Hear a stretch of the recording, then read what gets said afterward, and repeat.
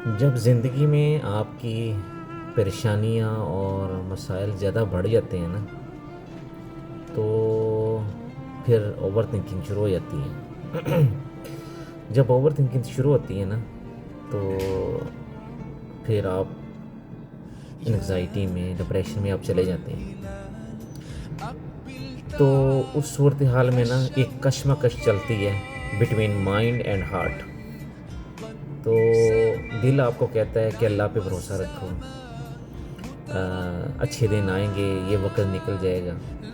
لیکن مائنڈ آپ کو، برین یہ کہتا ہے کہ برین بیسڈ آن کیلکولیشن، وہ کیلکولیشن کرتا ہے۔ ہارٹ اللہ کی طرف متوجہ، دل جو آپ کو اللہ کی طرف متوجہ کرتا ہے، اور جو مائنڈ ہوتا ہے نا، برین، وہ آپ کو کیلکولیشن پہ لے جاتے ہیں۔ کیلکولیشن کیسے کہ تم نے یہ کیوں کیا، تمہیں یہ نہیں کرنا چاہیے تھا، اب کیا ہوگا، تو آگے کیا ہونے والا ہے، تم نہ ایسا کرتے تو ایسا نہ ہوتا، اگر تم وہ کر لیتے تو یہ ہو جاتا۔ تو وہ کیلکولیشن پہ چلا جاتا ہے، یعنی آپ کو ہر وقت نا الجھائے رکھتا ہے، آپ کو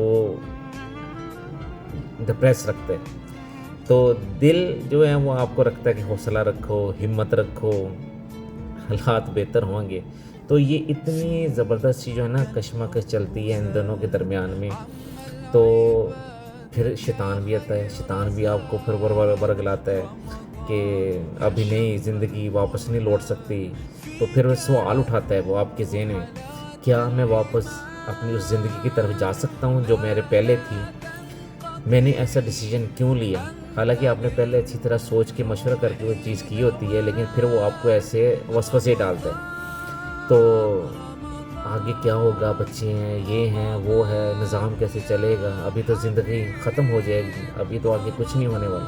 پھر اس کے بعد جو تیسری ایک جو چیز آتی ہے نا، وہ نیگیٹو لوگ آتے ہیں آپ کی زندگی میں، جو آپ کو مزید ڈسٹرب کرتے ہیں کہ تم نے یہ نہیں کرنا چاہیے تھا، تم کسی سے مشورہ کر لیتے، ہم سے کر لیتے، ہم نے تو وہ چیز دیکھی ہوئی تھی، تم نے پہلے نہیں۔ تو یہ ایک چیز آتی ہے جو آپ کے اوپر اٹیک کرتی ہے، مینٹلی آپ ڈسٹرب مزید ہو جاتے ہیں۔ تو ایکچولی جب یہ سچویشن آتی ہے تو لوگ آپ کو اس سچویشن سے نکالنے کے بجائے نا آپ کو مشورے دیتے ہیں، حالانکہ وہ ٹائم مشوروں کا نہیں ہوتا، وہ ٹائم ہوتا ہے آپ کو اس فیس سے نکالنا جس فیس میں آپ گرے ہوتے ہیں۔ تو انفارچونیٹلی لوگ بھی ایسے ہوتے ہیں، پھر مائنڈ بھی آپ اوور تھنکنگ میں چلے جاتے ہیں۔ تو ایک چیز ہوتی ہے جو آپ کو پازیٹیو رکھتی ہے، وہ آپ کو دل آپ کو ہمیشہ حوصلہ ہمت دیتا ہے کہ اللہ پہ بھروسہ رکھو، اللہ پہ بھروسہ رکھو۔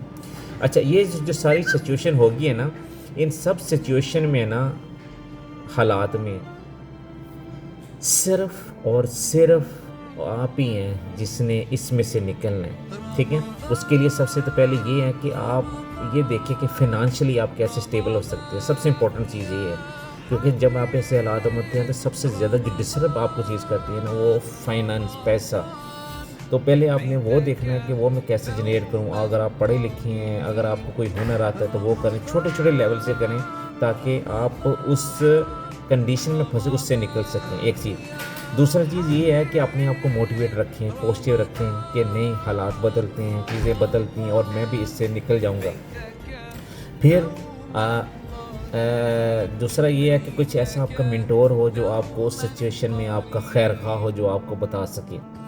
لیکن جو بھی صورتحال ہے، جو بھی سچویشن ہے، جو بھی نکلنا آپ نہیں ہے، تو آپ کا کھڑا رہنا، آپ کا سٹرونگ ہونا، آپ کا مضبوط ہونا بہت ضروری ہے۔ اور یقین کریں، چیزیں آتی ہیں، حالات آتے ہیں اور نکل بھی جاتے ہیں، اور آپ بھی نکل جائیں گے۔ حوصلہ رکھیں، ہمت رکھیں، اللہ پہ بھروسہ رکھیں، اللہ سے مانگیں، اپنے گناہوں کی معافی مانگیں رمضان کے صدقے، اور آپ بھی اس سچویشن سے نکل جائیں گے۔ ٹرسٹ میں کر کے دیکھیں، کوشش کر کے دیکھیں، ہمت کریں، اٹھیں، آپ بھی نکل جائیں گے انشاءاللہ۔